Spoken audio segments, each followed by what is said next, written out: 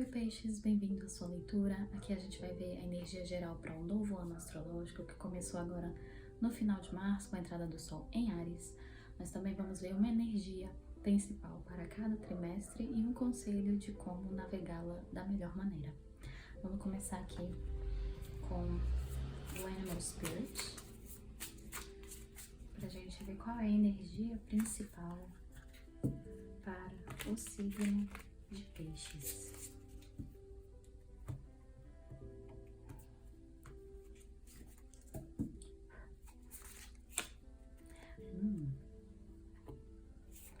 O ovo negro. Eu vou ler para vocês a explicação oficial no livrinho, mas eu também quero trazer um pouco do que eu sinto com a carta. Nesse oráculo, todas as cartas que remetem a esse ovo me falam muito sobre a preparação para algo nascer, a preparação para algo vir à tona, algo vir ao mundo. Nesse oráculo nós temos o ovo dourado e agora a gente tem o ovo negro.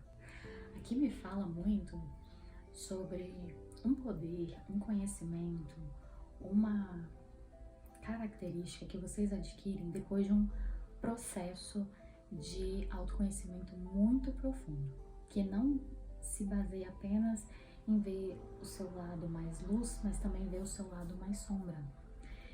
Aqui me fala muito sobre uma pessoa que não tem medo de entrar em contato com as próprias emoções e que utiliza isso a seu favor, porque sabe que esse lado também faz parte de si.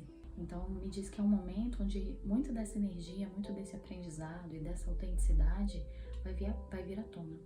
E é um momento de integração mesmo dessas energias internas e de uma nova versão desses piscianos que vão vir, que vão surgir. Deixa eu ler para vocês agora do livro.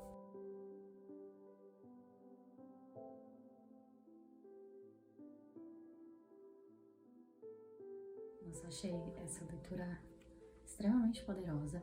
Para mim me fala muito sobre essa questão da autenticidade, principalmente a coragem de se expressar, de acordo com essa voz interna que vocês conseguiram reivindicar para si.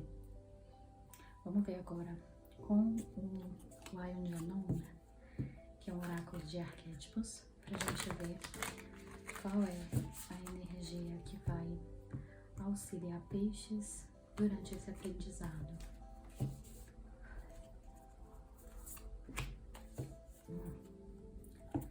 O curador, o curandeiro também. Também vou trazer para vocês a leitura oficial, mas também vou falar um pouquinho do que eu sinto com essa carta. É interessante, aqui tem até, parecem padrões muito parecidos, né, nas escamas dessas cobras e desse ovo. Aqui me veio muito o impacto que essa voz que vocês adquiriram vai ter nas pessoas do seu convívio, né? Ou nas pessoas que entrarem em contato com o produto dessa voz. Porque a gente também pode estar falando aqui de pessoas que trabalham com comunicação de alguma maneira. Então as pessoas que entrarem em contato com o seu trabalho vão ser impactadas por ele. E eu sinto que essa coisa do curandeiro, às vezes a gente relaciona muito com uma visão namastê demais, vamos dizer assim, né? Uma visão de muita meditação, de muita calmaria, né? De muita introspecção, né? E aqui essa carta me veio com uma energia um pouquinho oposta. Me fala sobre trazer verdades que na verdade às vezes nos incomodam, né? Às vezes nos chacoalham para tirar a gente de uma inércia, para tirar a gente de uma visão estreita. Então a cura aqui não vem de uma meditação, não vem sobre entender, internalizar as coisas de uma maneira muito calma, tranquila. Não, aqui eu sinto que vem com um chacoalhão. Que para muitas pessoas, às vezes, até através dessas cobras aqui, parece um veneno, parece algo que vem para desestabilizar, com o intuito de desestabilizar. Mas eu sinto que mudanças realmente só são feitas quando elas geram, quando antes delas um incômodo é gerado. Sem isso a gente fica muito acomodado no mesmo lugar. Então eu sinto que o trabalho aqui, a sua voz, a forma como você se expressa, a verdade dessas palavras, até como a própria carta disse, de não mais sentir uma necessidade de falar só o que as outras pessoas querem ouvir, ela, primeiro de tudo, ela causa um impacto, ela causa uma estranheza. A partir daí, os efeitos começam a acontecer. Eu vou trazer também agora a leitura oficial.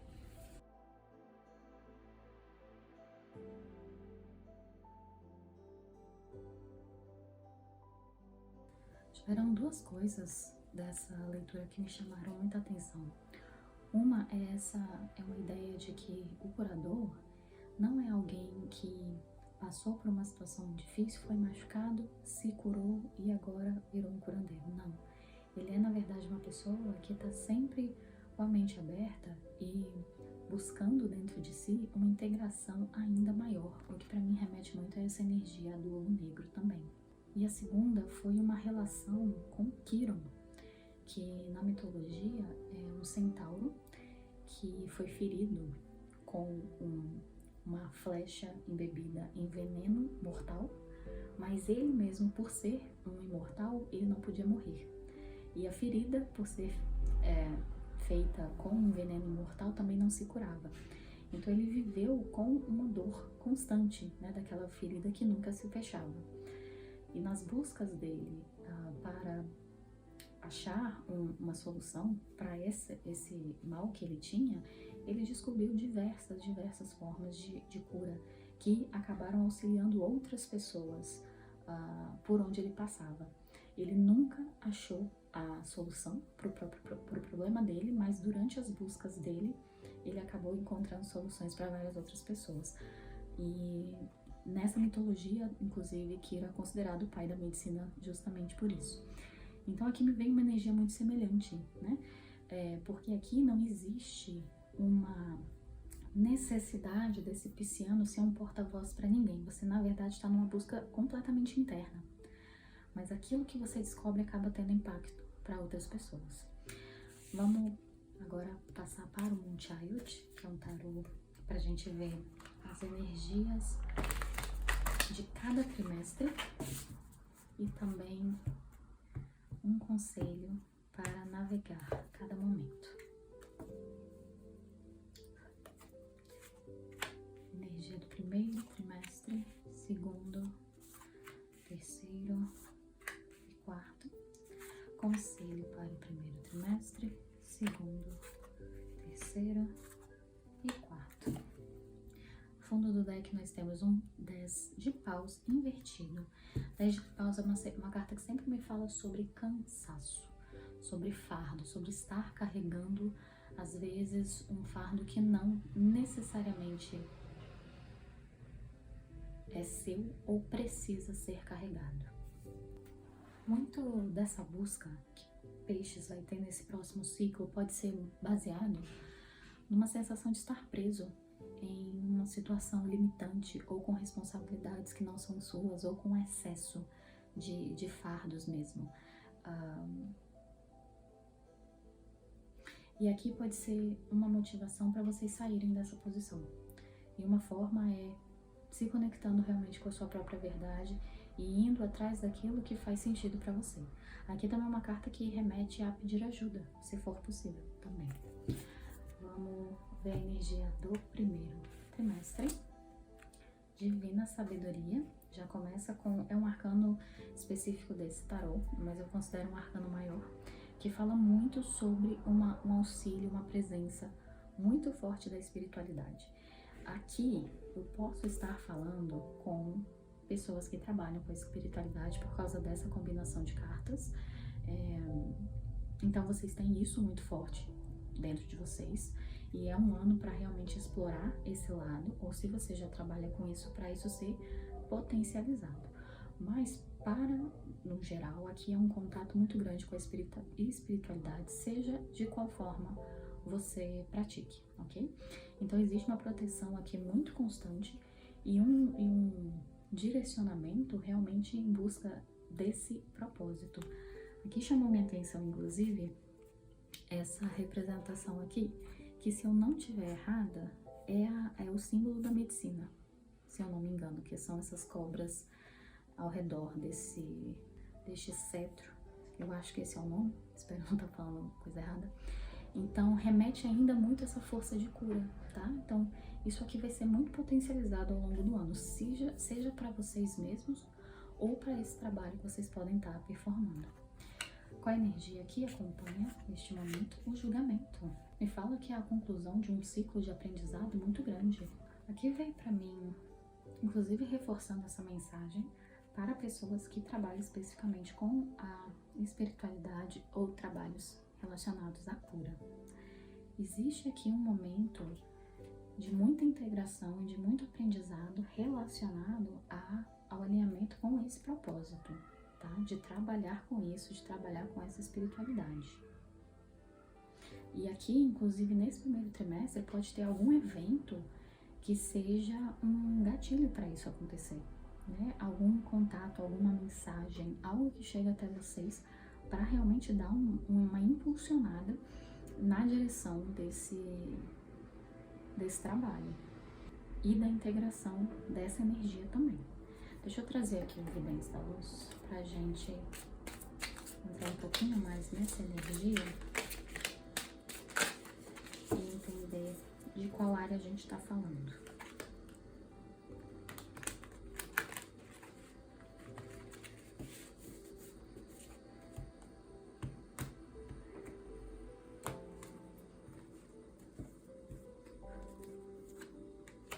Rei de Pentáculos, nossa, Cavaleiro de Pentáculos invertido e a Rainha de Espadas, com a Temperança.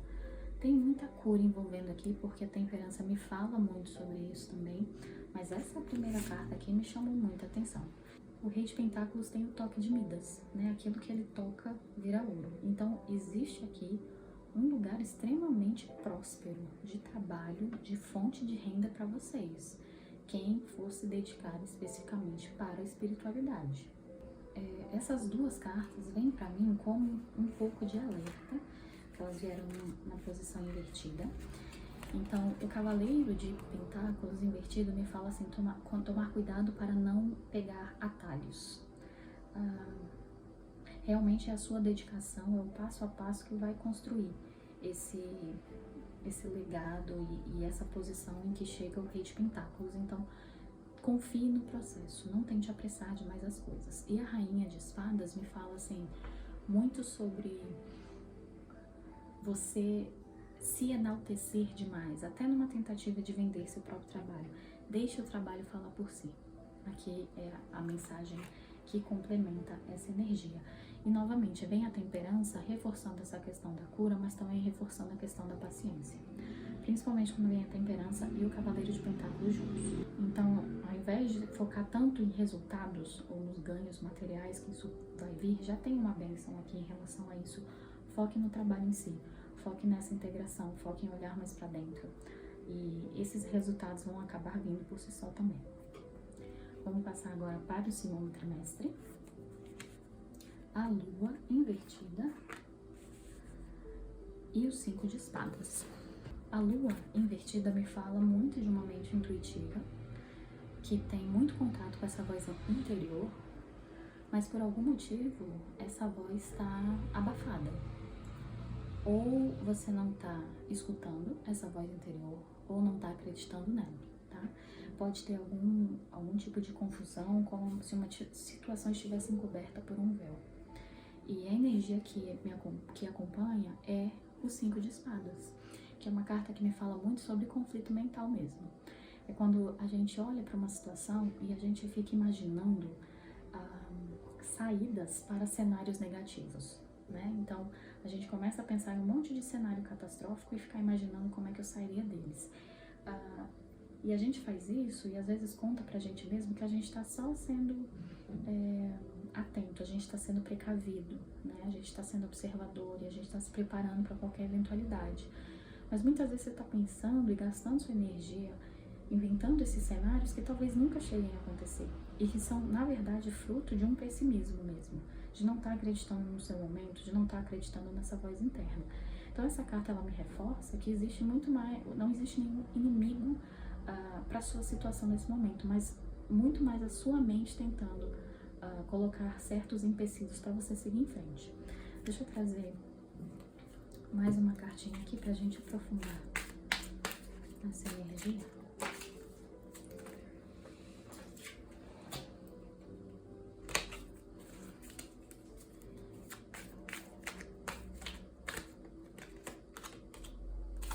Seis de Copas.